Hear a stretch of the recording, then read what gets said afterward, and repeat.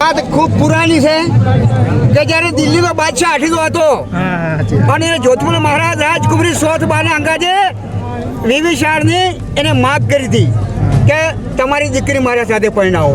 ત્યારે જોધપુર ઝાલોર મહારાજ કીધું કે હું ચૌહાણનો દીકરો છું અને હું રાજપૂત તરીકે મારી દીકરી બાદશાહ ના પરણાવું.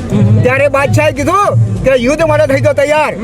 ત્યારે આખું દિલ્હીનું બાદશાહનું લશ્કર હતું મોટું અને ઝાલોર મહારાજના કિલ્લા પર કરી ચડાઈ અને એ સહાય કરી અને જ્યારે અને કિલ્લો તોડ્યો એક કિલ્લો તોડ્યો જે વિરામસિંહ બાપુ આમ તાજું કે અરે મારું હવે આબરૂ એમ નથી.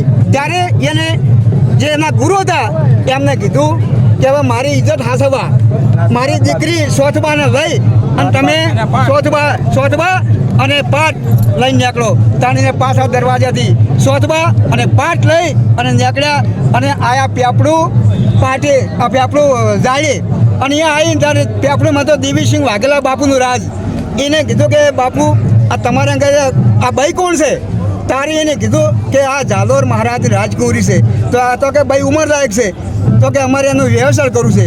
તો એને હગાઈ કરી સગપણ કર્યું પણ બેન સોથબા રોવા માંડી કે અરે કે હું ભાઈ વગર પણ અને જે ડરનું તેને ખબર છે કે આપણું મોટું ડર છે તો કે હું એમને ના પડી શકું મારા ભાઈ તો હોવા જોઈએ ને.